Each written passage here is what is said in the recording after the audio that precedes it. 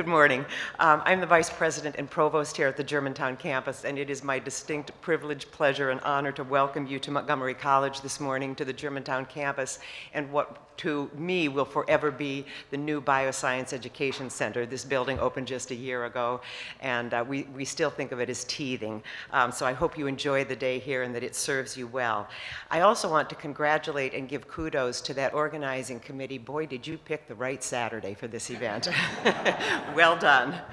As Matt just said, the college and the Montgomery County Historical Society have a wonderful partnership through the college's Lifelong Learning Institute, a program dedicated to serving people 50 and over with a broad spectrum of courses from the arts and humanities to finance and wellness.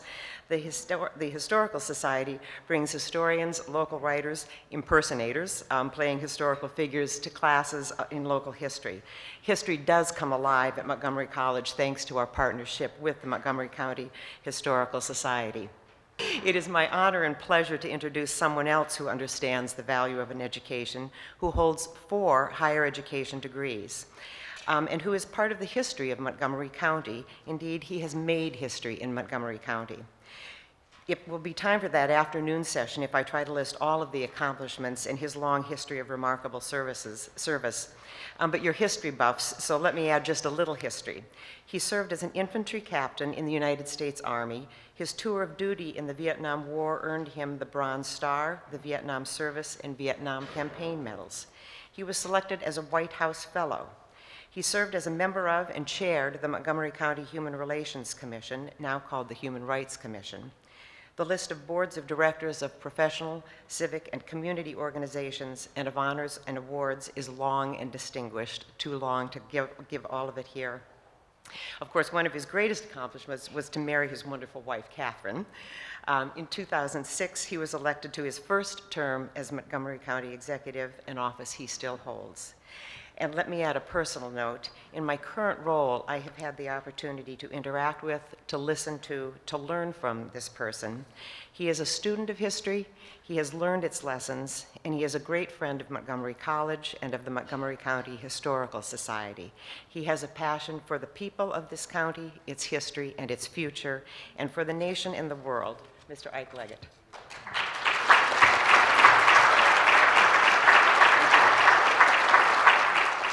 Thank you. Good morning. My view about history is not that unique, but I tend to take a different approach. I generally say that history finds us where we are, and it provides the platform, the foundation for where we want to go. And I use the word find because far too often, history is viewed in a very static way. We see numbers, figures, people, and history becomes just a static symbol. But to find it means that you have to study it, you have to analyze it, you have to debate it, you have to be challenged by it. And when you do it that way, you are far more enlightened about history in its efforts to provide us the platform for where we want to go. And so when you look at Montgomery County and you see that we are now an urban, suburban, and still a rural community, there is history behind all of those things. And I'm certain that you're going to hear about that when you hear from Royce, Hanson a little bit later on, or Susan later on today. But it's also a platform for finding us where we are going. That is the question of diversity and immigration that is now a part of our history. All of those things are part of what makes Montgomery County such a unique place. Such a place whereby we can debate issues that really sometimes frighten us and pulls us apart. When we debate issues that go back just recently or issues that go back for a long period of time. It is that finding of history that helps us today. And so we have a lot of finders who are here this morning. People who have debated, people who want to preserve, people who want to ensure that our history, it continues to be one that is rich and enlightened. For us in this county, we are somewhat unique. It is a county that in many ways is somewhat affluent compared to many others. It is a county that still struggles with challenges of immigration, diversity, and poverty. It is a county that looks to the richness of our agriculture, but yet still finds somewhat supportive places of our urban environment. That provides us with a unique opportunity this morning to discuss something that I think is quite relevant.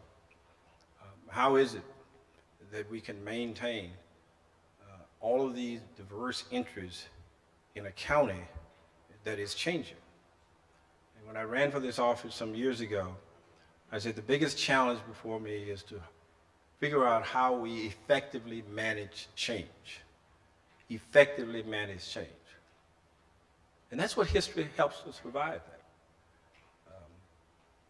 I was challenged one time when I said to a number of people throughout Montgomery County that I wanted everyone, in my view of history, in my view of leadership, in my view of this change, is to have everyone to have a seat at the table and the voice and the outcome and the decisions that we make as a county government.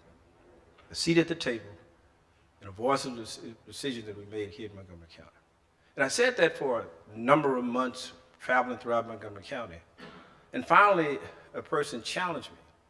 He said to me, how can you have a seat at the table for everyone and a voice at the decisions that you make? How can you do that without pushing aside those who are already rightfully at the table? That's an interesting question. That's a question that has a historic perspective. That's a question that I should answer. How could everyone have a seat at the table and a voice in the decisions we make without pushing aside those who are already rightfully at the table? And my decision was that we'll build a larger table. A larger table. That's what history helps us find, that we have and should have a larger table. That's what history allows us to understand the contributions that everyone made here in Montgomery County. Without the history, the understanding of our county and how we got here, without searching to find that, we are not enlightened. And it would not provide us with the opportunity to look at where we are going for the future. That leads to the later question that you're going to address this afternoon, the immigration, the change in Montgomery County. We can debate that, we can discuss that, and I am delighted that Matthew and all of you come together today to provide this platform for us to both look in the past of what we've done in Montgomery County, but look to the future of where we're going. So, congratulations. Thanks for allowing me to come here this morning. Thank you.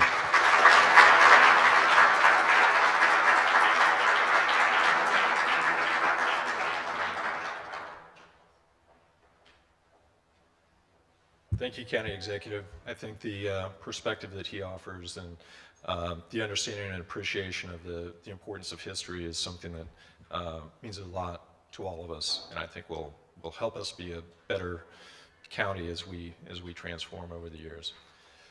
And with that, I would now like to introduce our keynote speaker, a gentleman who is familiar to virtually all of us. He's been a public servant for many years, and someone who is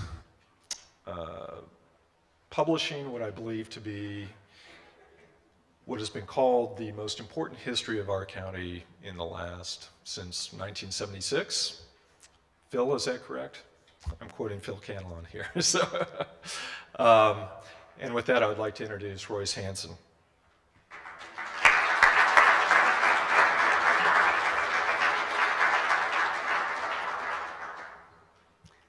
Thank you, Mike. 6 years ago, I spoke to this society, and I was just starting work on a book about the planning politics of Montgomery County. I'm happy to say that finally, Cornell University is going to publish it later this year, and I hope you'll read it, or at least buy it. Today, I'm going to confess how I, as a non-historian, thought about and used history to tell a story of how a century of planning politics shaped our county and whether the result served the public interest.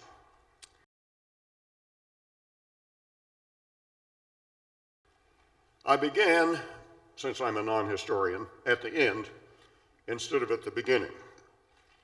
I wondered why the county turned out as it did. And then it occurred to me that, well, everything has to happen somewhere. And that kind of made planning useful. But nothing happens by itself. And that made politics necessary. Therefore, the interaction of planners and politicians looked like an interesting way to understand the strategic decisions that shape the county. Now, having at various times been both a planner and a politician, I realize that they don't think the same way. They don't do things for the same reasons. Planners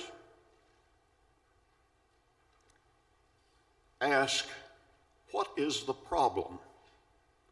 What are the alternative solutions to that problem? And which of the solutions will be the most efficient way of solving it? This is a rational method, that it seeks the greatest good for the greatest number. It's the logic of consequentiality. Planners use statistical analysis, graphics, maps, and mathematical models to frame issues and present their reasons and conclusions. Politicians ask a different sort of questions.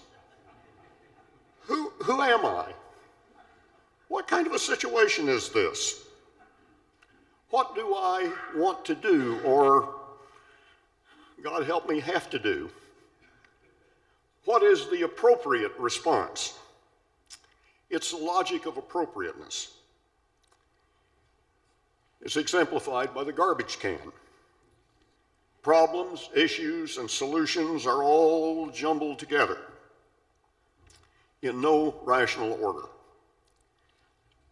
Politicians very often select solutions before they know what the problem is, and they look around for a problem that it'll solve. Politicians use stories, analogies, personal experience, and feedback from constituents and colleagues to figure out what to do. They practice the logic of appropriateness, and they value the logic of consequentiality when it helps them reach appropriate decisions. So as I reviewed county history, the dialogue of planners and politicians seemed divided into 4 eras.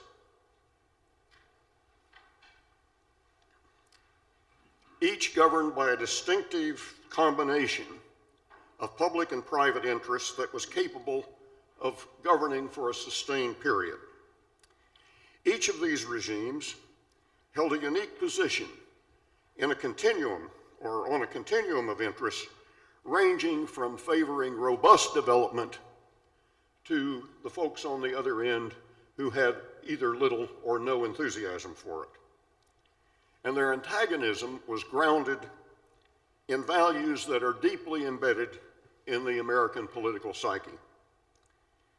These ideas provided a way of organizing a narrative that included scores of decisions over a century and their outcomes.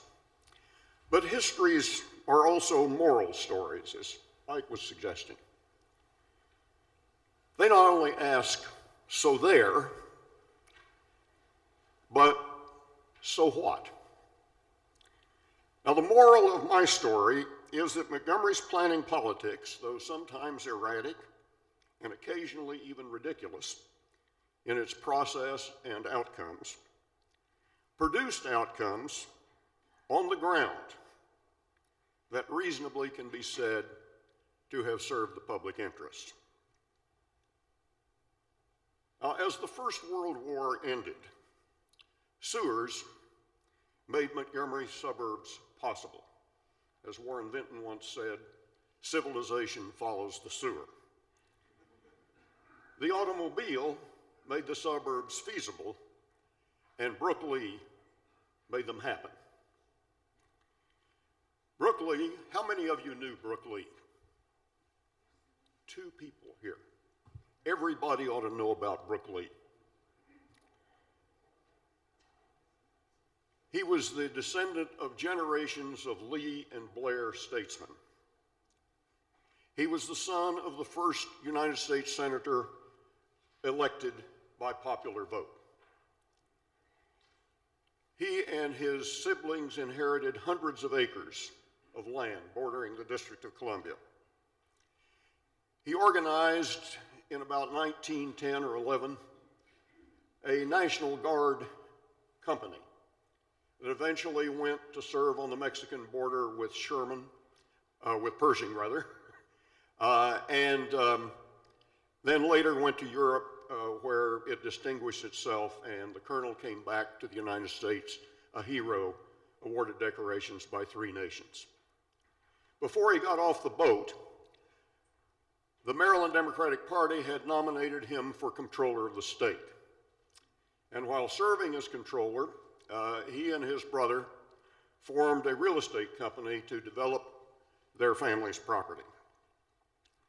Lee combined vision, charisma, entrepreneurial energy, wealth in land, deep family and cultural connections and roots in the county, state and national political influence, organizational ability, and ruthlessness in pursuit of inseparable political and personal goals. The colonel knew how to mobilize and use power, but critically, he knew it had to be institutionalized to endure. The regime he created had 3 principal components: the landowners and developers, the United Democratic Clubs, which was his political machine, and 2 bi-county commissions, the Washington Suburban Sanitary Commission and the Maryland National Capital Planning Commission. The landowners, like Lee, saw opportunity for fortune in developing homes on their land for the thousands of federal workers and other professionals that came to Washington for the First World War and stayed, followed by new surges brought about by the New Deal and the Second World War. The political machine, populated with loyal comrades in arms, friends and neighbors, and patronage employees, controlled nominations for county and legislative offices and lost only 1 election between 1920 and 1949. The commissions institutionalized the regime's control of land use and development. Their genius was their autonomy from the governments of Montgomery and Prince George's counties. Their powers were determined by the joint legislative delegations of the 2 counties, and Colonel Lee and Lansdale Sasser, the boss of Prince George's County, who incidentally was a cousin of the colonel's wife, controlled the appointments to both of the bi-county boards. The commissions controlled access to wealth by determining where building could occur. They shifted the costs of sewers and water and roads and parks from the developers to the homes they sold. They protected the quality of the communities through the provision of facilities and amenities. The creation of the Park and Planning Commission in 1927 was, I think, the first defining moment in the establishment of a stable and comprehensive and enduring structure through which land decisions would be made for the rest of the time. In its heyday, the Lee regime was a classic boss system, Governmental authority was dispersed, but power was centralized. Its decisions reflected the values and interests of the regime's political leaders, landowners, and developers, and often they were the same people. They were making money, but their self-interest was an insufficient justification for their role. Even bosses have to claim that their actions are in the public interest. For the Lee regime, the public interest lay in a Hamiltonian commercial republic in which the public and private sectors were partners in a virtuous cycle of growth. The public provided opportunity in the form of infrastructure and friendly regulation, which enabled the private sector to invest and build. This created private wealth and a source of revenue to finance more services and facilities, which in turn could generate more growth. This produced that virtuous cycle. So during its 30-year domination of county politics and 2 decades of waning influence, the Lee regime left an ineradicable legacy on the land. And that includes the down county pattern of single-family homes and apartment communities, the Stream Valley Park system, the foundations of a great school system, an honest police force, and the basic institutions of planning. As one of his most severe critics put it, the colonel wasn't greedy all the time. The Lee regime built the base for its own destruction and extinction. The middle-class civil servants, lawyers, physicians, scientists, and other professionals soon outnumbered the friends and neighbors of Lee's commercial republic. The newcomers didn't owe any allegiance to the colonel. They were disdainful of a barely comprehensible system of government that included the county commission, the legislative delegation, the courthouse gang, and the bi-county commissions. They resented his autocratic approach. He used to assemble forums of citizens, not to listen to them, but to tell them what he was going to do. They were outraged by the appointment of developers to the Planning Commission because they thought they had conflicts of interest. And then they were befuddled when they recommended a very famous architect, Louis Justament, for a seat on the Planning Commission, and one of the colonel's minions turned their logic on them and said, "How can you appoint an architect to the Planning Commission? He would have a conflict of interest." To which one of the civic leaders of the time replied, "What Montgomery County builder ever hired an architect?" Homeowners in neighborhoods that the regime built regarded themselves as more than customers in a commercial republic. Their investments made them stakeholders in the county's political economy, especially sensitive to measures that affected their home values, their tax rates, and the qualities of their neighborhoods. Certainly, they opposed new development next door, but they were more than mere NIMBYs.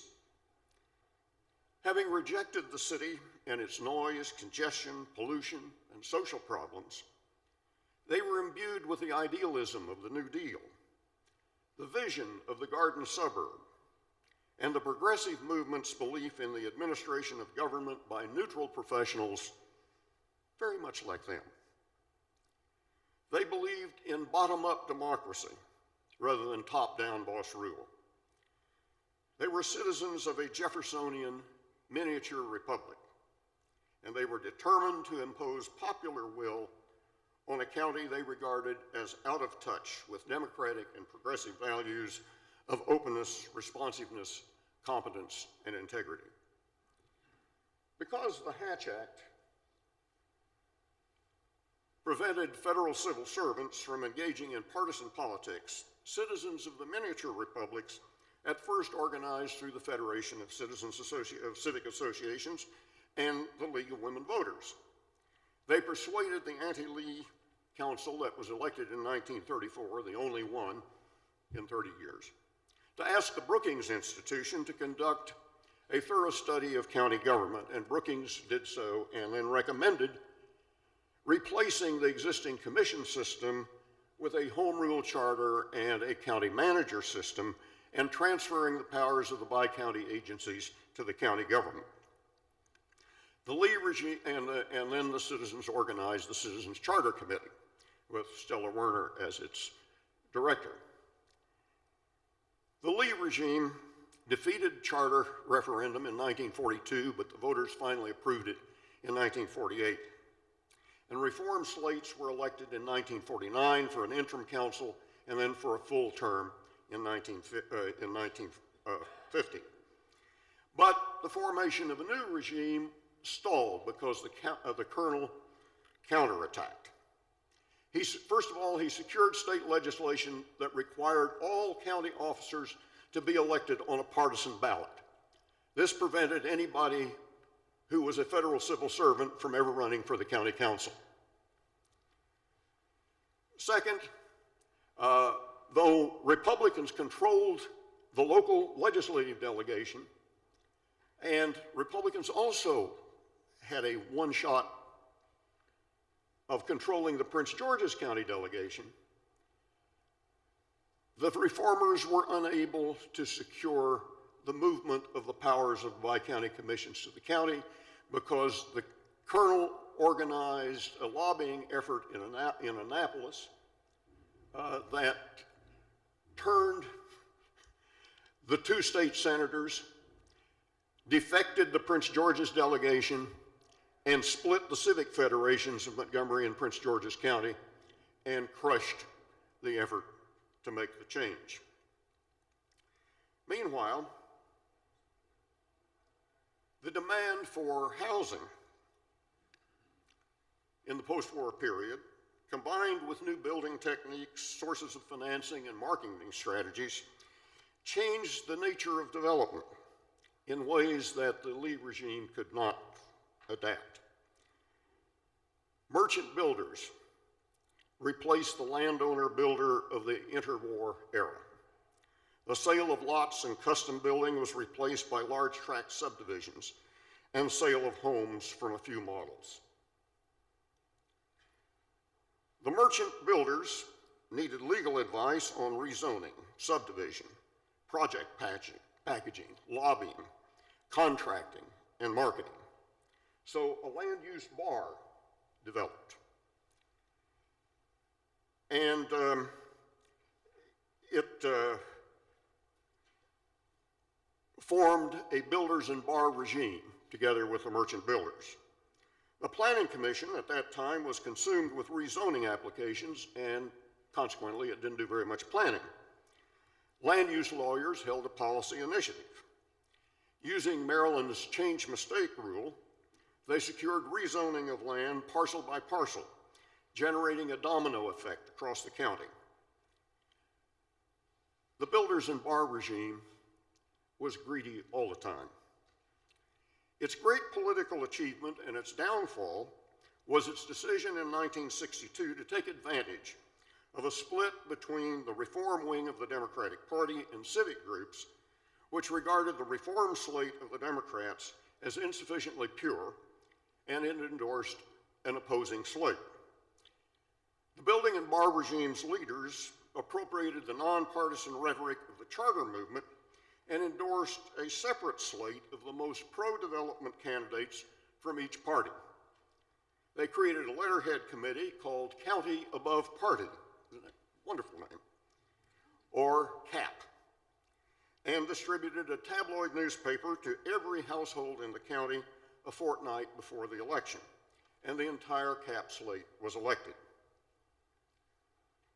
The CAP Council, guided by the builders' lawyers, indiscriminately rezoned land across the county. It regularly ignored the recommendations of the Park and Planning Commission and was hostile to the general plan.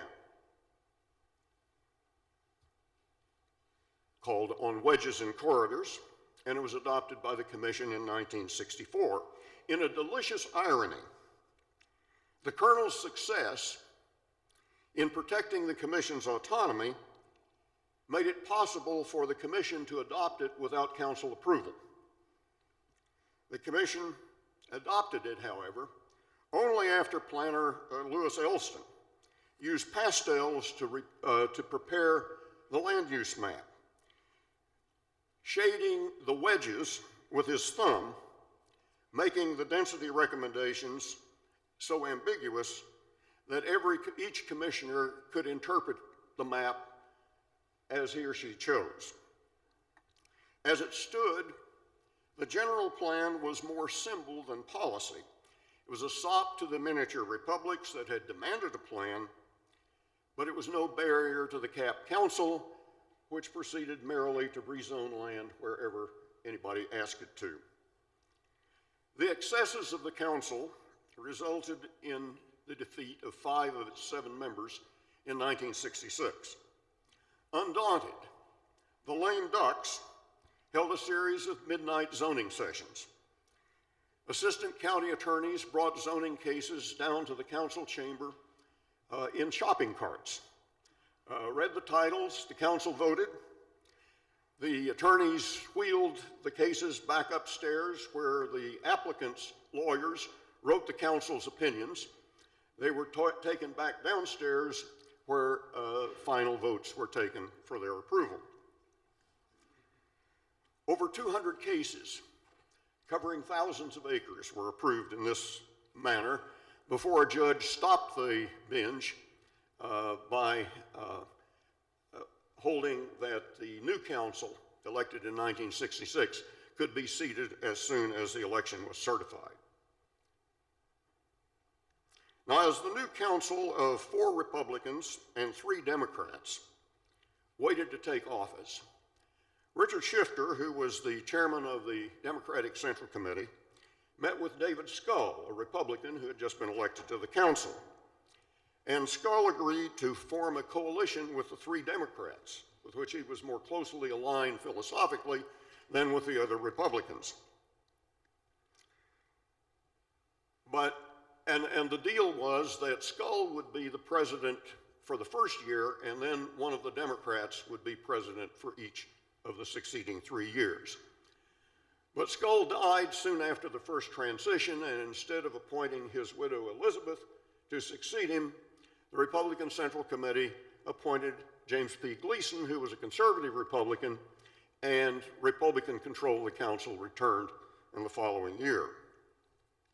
Though often divided, the council made 3 very important decisions that shaped the next half century of politics. First of all,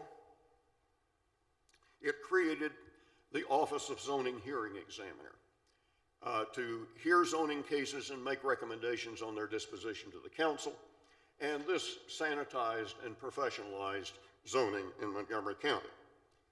Secondly, they created a charter review commission, which recommended the creation of a county executive system to replace the county manager.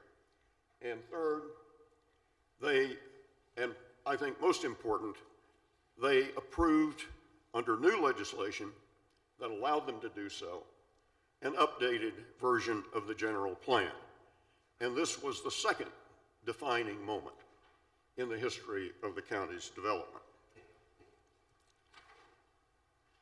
The 1970 election ended the builders and bar regime, but a new regime couldn't be established until a dispute was settled over control of land use policy and consequently over the nature of the regime. The elections had produced an all-Democratic council, and Jim Gleason was elected the first county executive. The new charter and transition legislation gave the county executive authority to appoint planning commissioners. Although the charter left control of planning and zoning in terms of policy exclusively with the council. One of the newly elected council members was William Wilcox, a Democrat, So that created a vacancy on the Planning Commission, which had to be filled by a Democrat. And the council, of course, assumed that as a matter of bipartisan comity, Gleason would appoint whomever they wanted. It so happens they wanted me.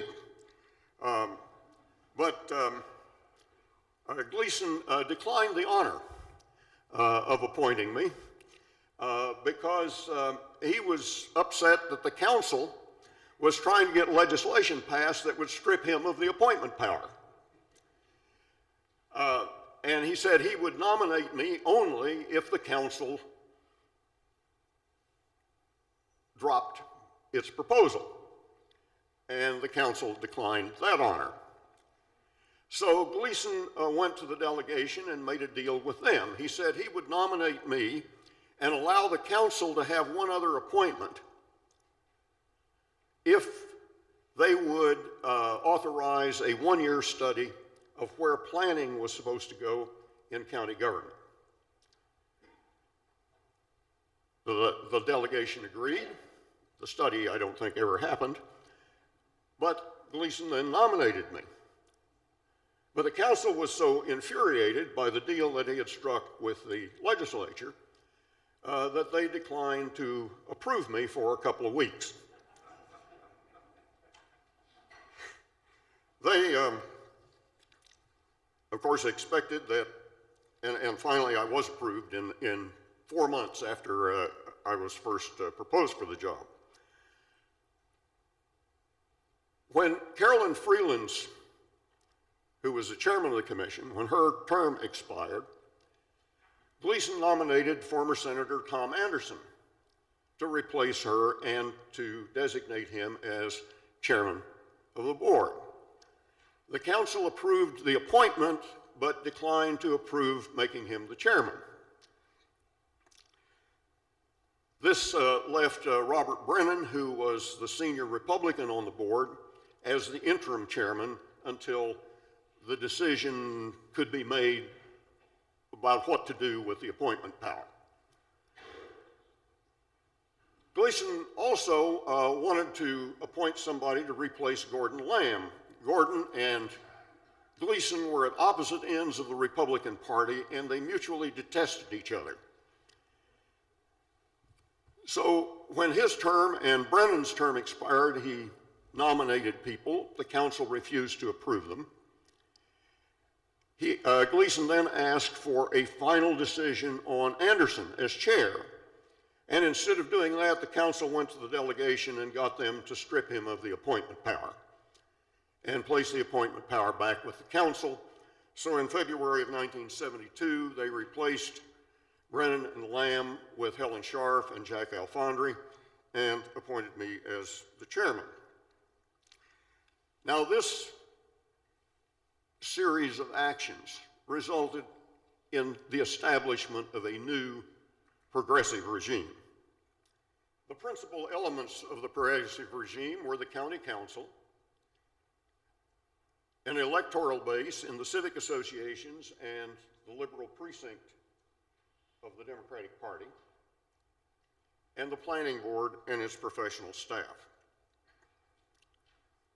Now, this new regime was much more oriented to the miniature republics than to the commercial republic, but it couldn't ignore the commercial republic because there were two main forces at work in the county that made management of growth and development the overriding concern of the regime.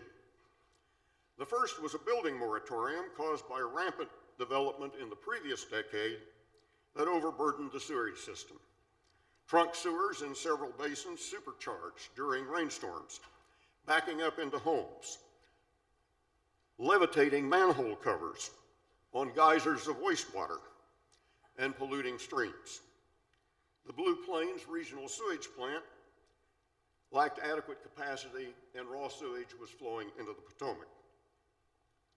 Secondly, Metro was coming, and there was speculation going on at all of the close-in future metro stations at Friendship Heights and Bethesda, Tacoma Park, and Silver Spring.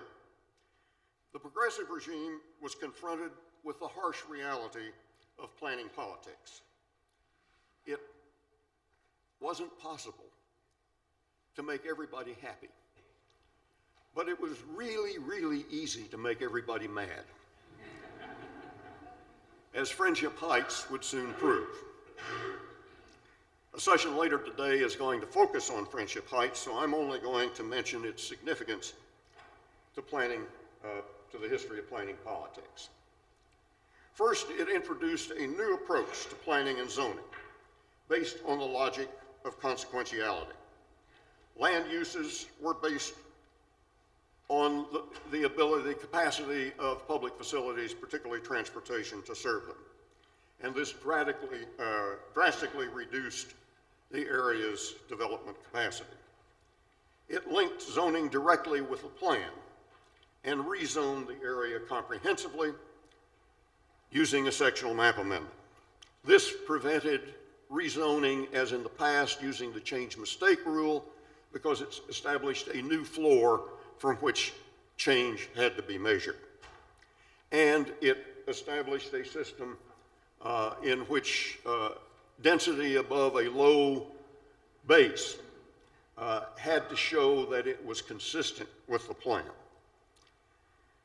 The commercial and miniature republics predicted different disasters and laid political siege to the planning board and the council.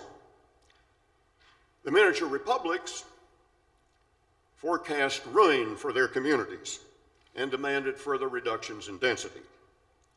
Developers forecast economic ruin for themselves and the county, and they tried to vest their rights to build under the old zoning before the council could get around to changing it. And then, when that didn't work, they filed over a dozen lawsuits. I was deposed and sued so many times, I once suggested to the sheriff that he put a cot in my outer office so that they wouldn't have to travel from Rockville to serve me. The courts upheld the new system and the logic that informed it. Planning became more than pretty pictures to be ignored. The approach became a template for planning for the decades that followed. The progressive regime's legacy was that, among other things, it held together for a good number of years. And the planning board's umbilical attachment to the development industry was severed as a result of the Friendship Heights plan. The progressive regime fostered a period of planning innovation and consolidation of the vision of the general plan. Central business districts and metro station areas were planned and began to be developed. Germantown was planned as a corridor city on new town principles and the concept of staging growth concurrently with the provision of public facilities. The agricultural reserve was established using transferable development rights to protect land for farming, rural life, recreation, the environment, and cultural heritage. A master plan and ordinance for historic preservation made possible the protection of important historic and cultural sites, structures, and districts. The moderate price dwelling unit ordinance made Montgomery County a national leader in inclusive zoning. The adequate public facilities ordinance was adopted and the first steps were taken to manage growth. Each decision of the progressive regime eroded its political base.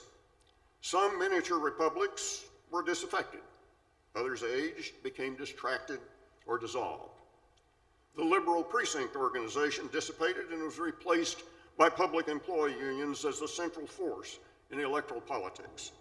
A new generation of council members came to office with different priorities, some as opponents of progressive decisions. In 1986, Sidney Kramer was elected county executive with substantial support from the commercial republic. Progressives were reduced to a minority on the council.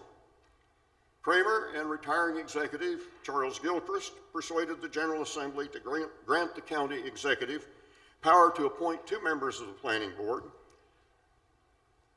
revise plans before they were sent to the council, and veto plans that the council approved.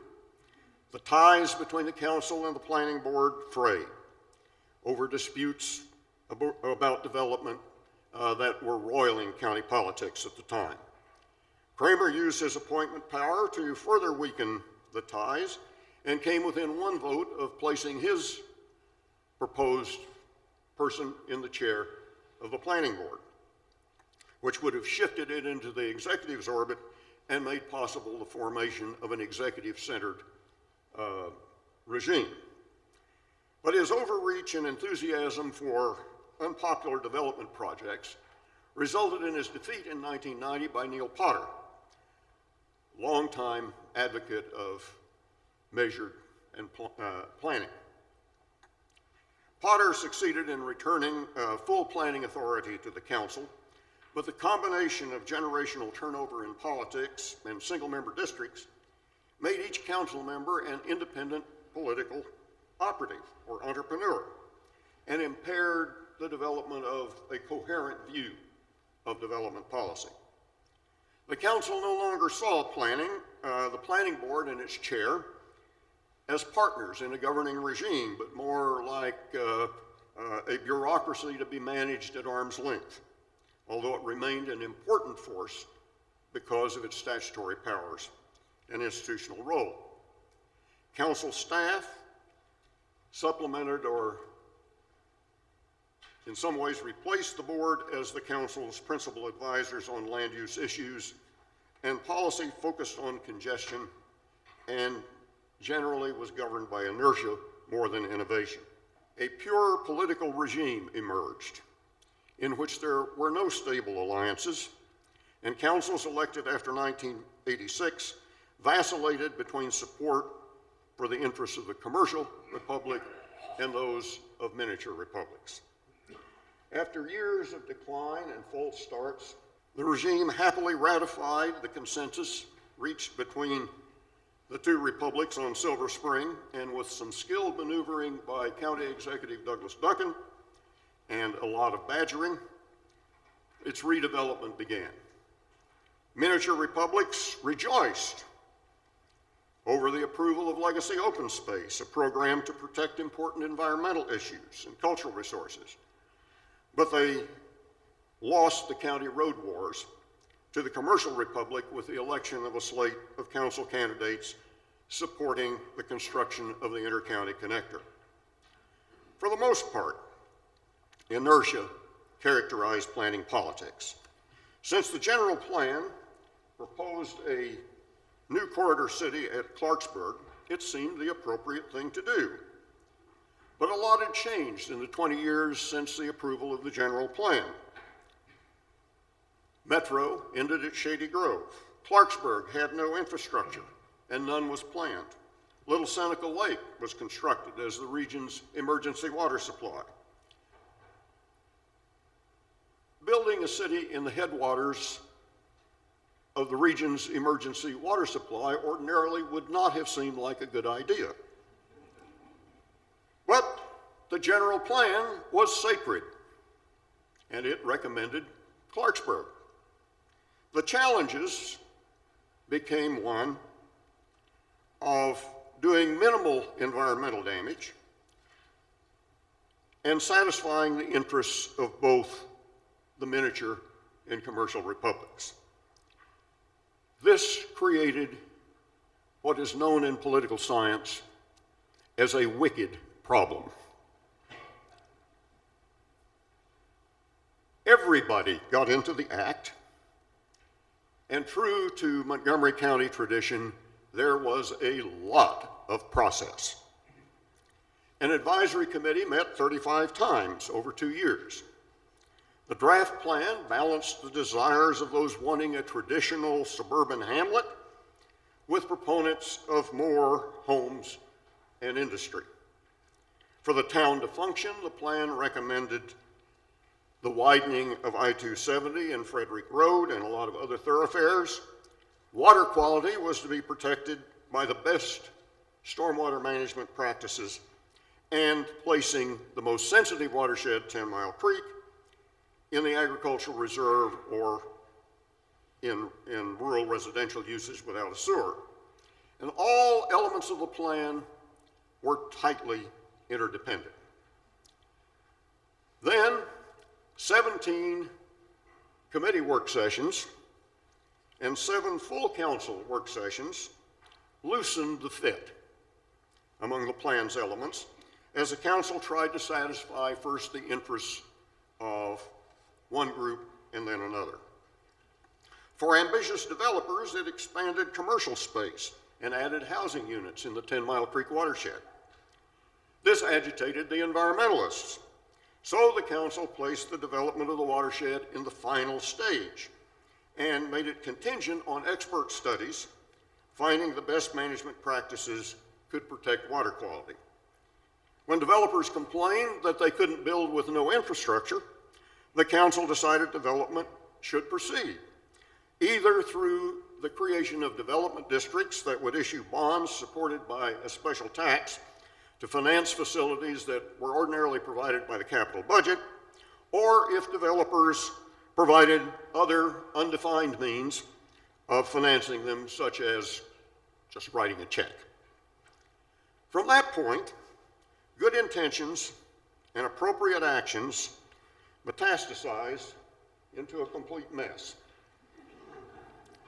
It began with approval in 1995 of a new urbanism town center. No development district had been created, so the developer agreed to finance somehow about $12 million worth of additional infrastructure. As building began, the project was flipped. Alarmed at its infrastructure commitments, the new owner applied for a development district. The council enacted the first 2 steps for creating one, but failed to enact the 3rd step, which would have funded and activated it.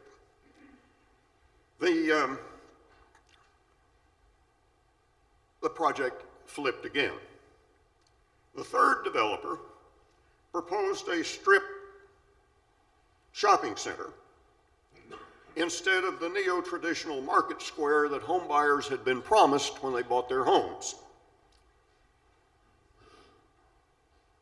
Outraged residents formed a new miniature republic. They discovered multiple site violations. A scandal ensued. Staff resigned. The planning board chair decided not to seek a 2nd term.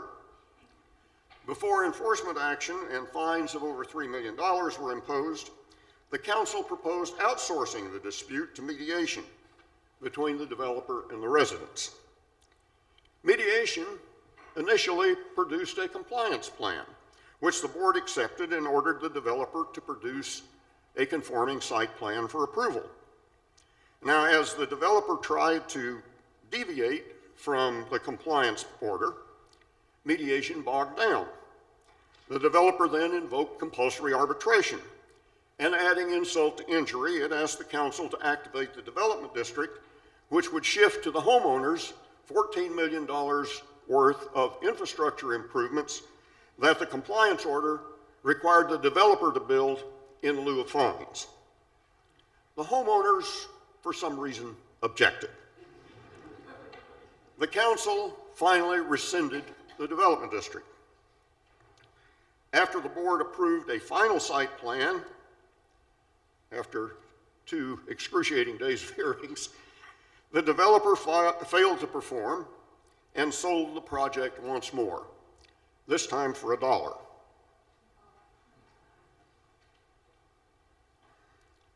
Finally, in July of this last year, 20 years after the project was first approved, the board approved a modified plan, and it looks like the town center may at long last be completed. But meanwhile, remember, this is a wicked problem. The expert studies found best management practices insufficient to protect 10 Mile Creek's water quality and that of the lake. After 3 years of inaction and more studies, developers pressed to build, and the council ordered an amendment to address the water quality issue. This time, the board and council switched roles.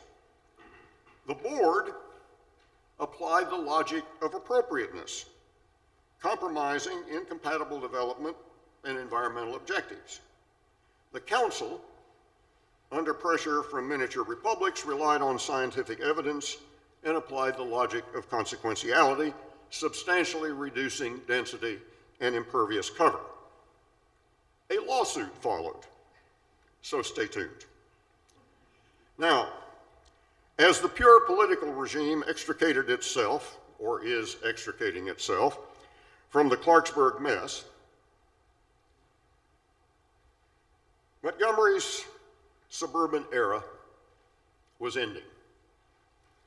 Changes in demography, economy, technology, and lifestyle were transforming the county. Obsession with congestion remained strong, but growing interest in sustainability was reflected in plans and policies for redevelopment at places like White Flint and the Great Seneca Science Corridor, White Oak, Wheaton, and amendments to the Bethesda Central Business District Plan. Plans for the Purple Line and the Quarter Cities Transway, and a comprehensive bus rapid transit system were replacing proposals for more roads. Montgomery County may be on the verge of a third defining moment in its development. Okay, so there.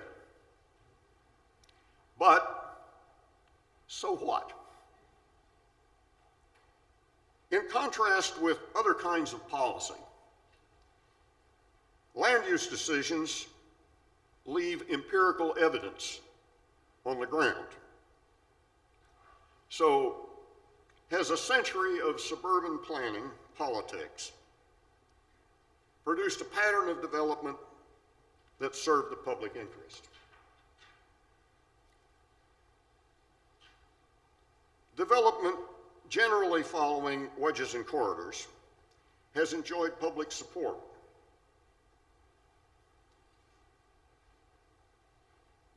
And, consistent with state growth policy,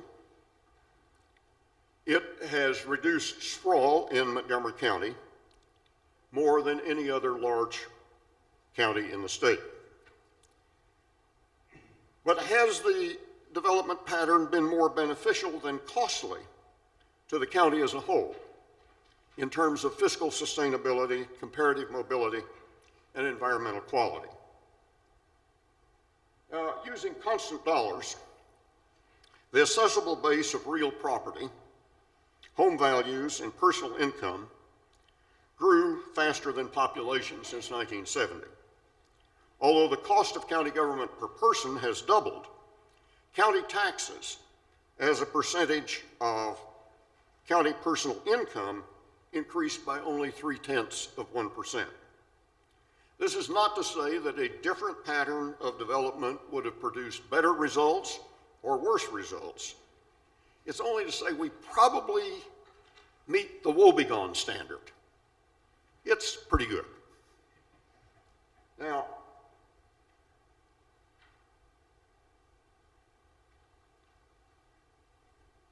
although complaints about, let me go back one here.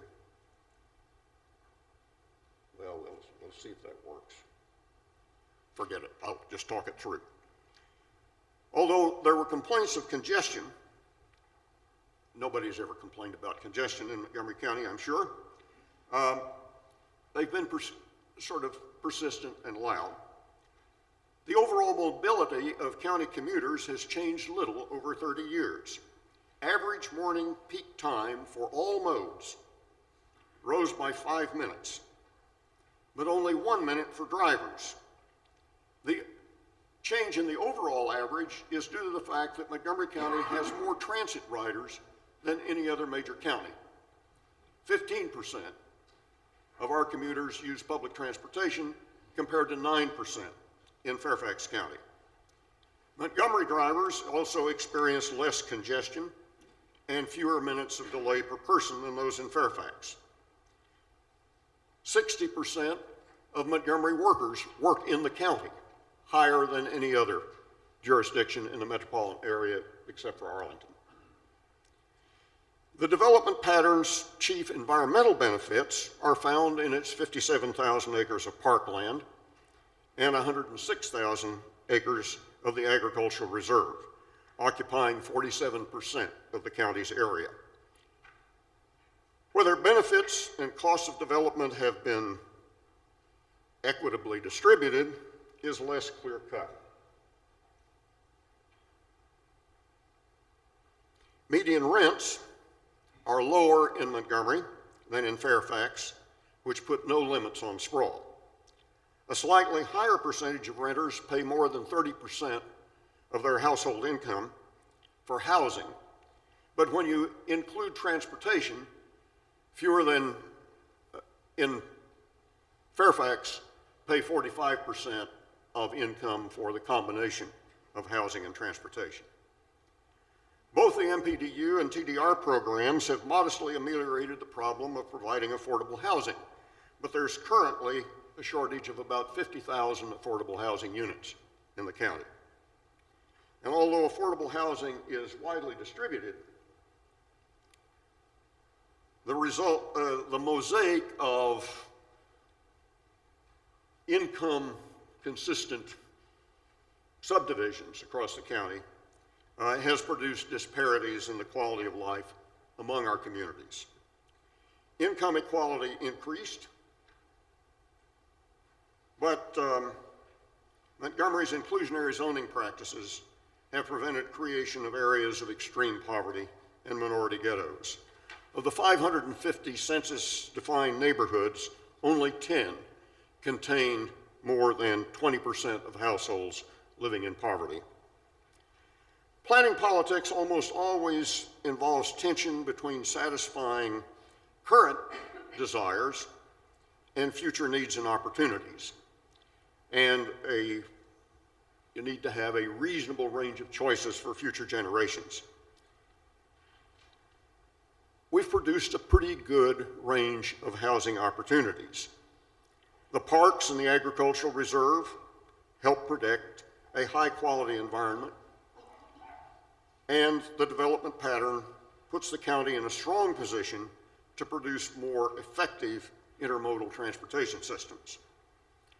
Throughout the county, planning politics was freighted with arguments about fairness.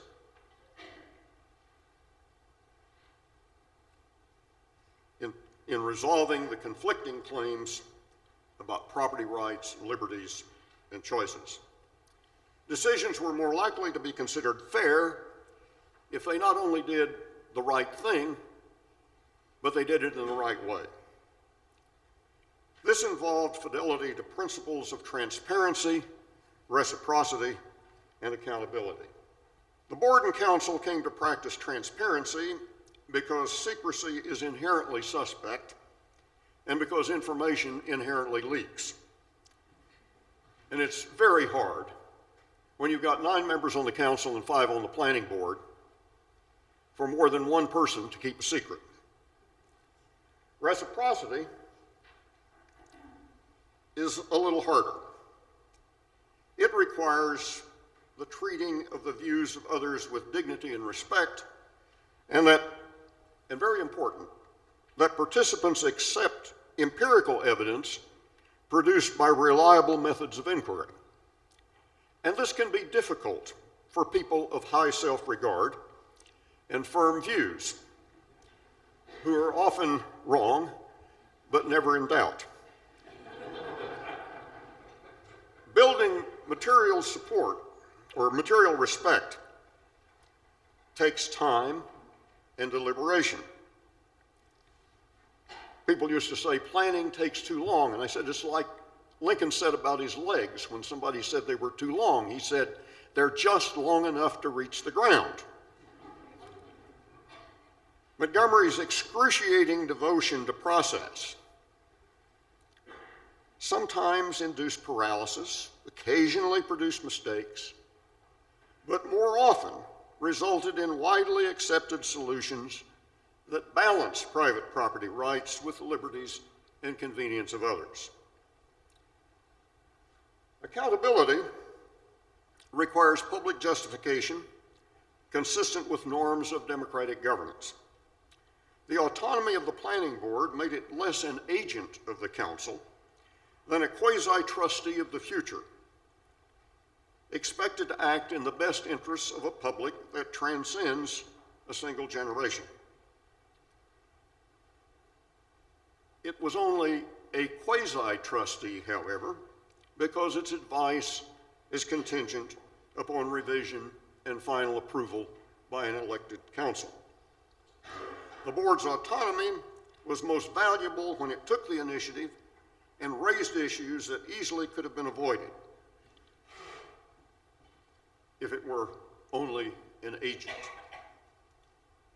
Examples include the general plan, the agricultural reserve, and new approaches to transit-oriented development. Perhaps the most significant aspect of the board's autonomy and accountability to the council is in preventing the modern reconstitution of the Lee regime centered on a strong executive in partnership with the development sector. This has resulted in a more equal balance of power between the council and executive, as well as between the two virtual republics. Montgomery County has also engaged a wide array of civic, business, legal, and environmental activists in planning. This is an attentive public that I once defined as 100 people moving from room to room. But joking aside, it provided a platform for the development of civic capital for generations of well-informed activists, officials, and lawyers. Where it's been deficient is engaging newcomers from other countries and cultures where participation was unwelcome or unwise. The county developed over these 100 years with enough flaws to make it a really interesting place. Its system of planning politics was not invariably right, but it generally maintained a high standard of integrity in an arena that's fraught with conflict, political influence, and opportunity for corruption. It nurtured policy innovation within a consensus general plan and produced a development pattern that arguably served the public interest. It has provided continuity of policy, institutional stability for planning, and the expectation that its planners and politicians should serve as trustees for the public interest. Thank you.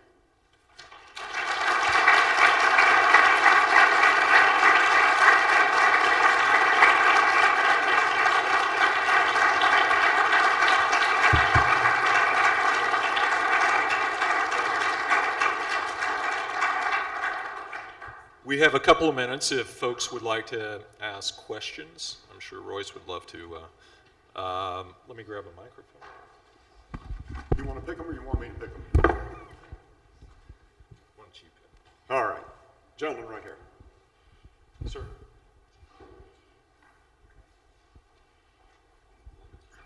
I have to apologize because I'm asking a question that is sort of a recap or almost in a nutshell response. You made a comment at the very beginning of your talk, which I found amusing, but also worrisome. You made a comment that you know of certain politicians or groups of politicians or bureaucrats that provide a solution before they have defined adequately the problem. So my question is, it's kind of obvious in some ways, but what's their motive for behaving that way? Good question. I think that it's less a matter of motive than a matter of a way of working. Very often, people get involved in politics because they're interested in a cause or an issue, of one kind or another. And over time, they develop an affection for particular ways of solving a problem. The problem doesn't always exactly fit the solution that they originally had in mind. But what I've called, every politician has what I call a gunny sack of old things that they really want to do. And they're waiting for an opportunity, a window of opportunity to open when they can do that. And that window may have in it an issue that's defined in a different way than it was before. Or a new problem comes up and they think, this idea that I had 20 years ago, it'll do that. So that's why that works. And I don't use it in a pejorative sense. I think that's simply the way the world is, and the way politics tends to work. Susan? As far as citizens are concerned, what is your prediction for the future of Montgomery County? Aha. There's your answer. I think that we have made I think one of the things that Ike mentioned is important. We have made enormous progress in involving people in important decisions, whether it's planning or healthcare or education or anything else. Montgomery County has in many ways been famous. Glenn Orland once said, "Welcome to Montgomery County, where process is our most important product."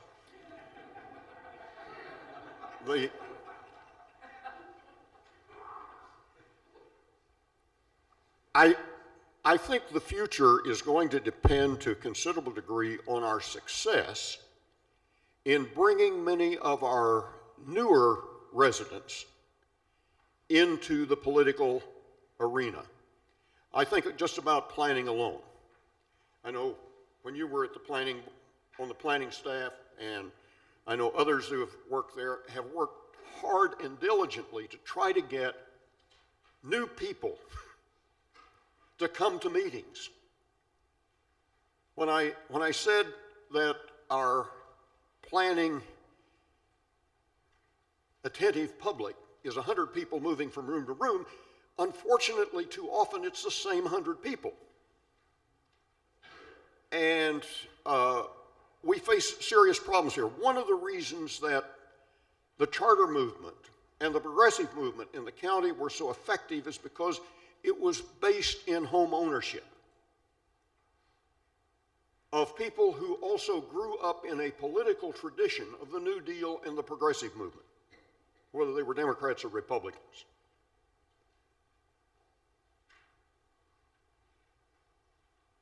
Renters historically, everywhere, tend to be engaged less in local politics than owners.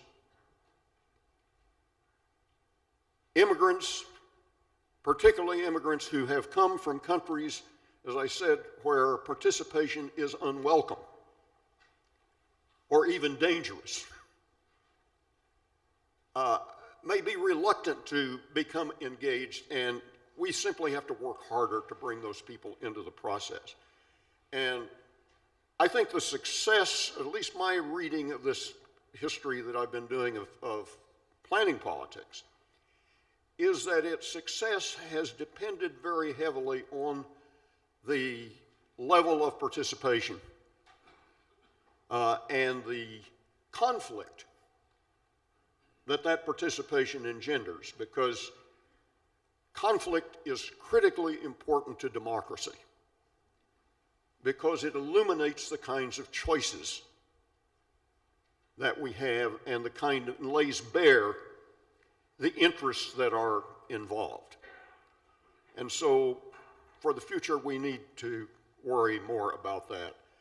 And I do think that our suburban era is virtually over. that our future development will be and already is being much more urban in character. And that also is going to change the character of participation and who's involved and what they care about.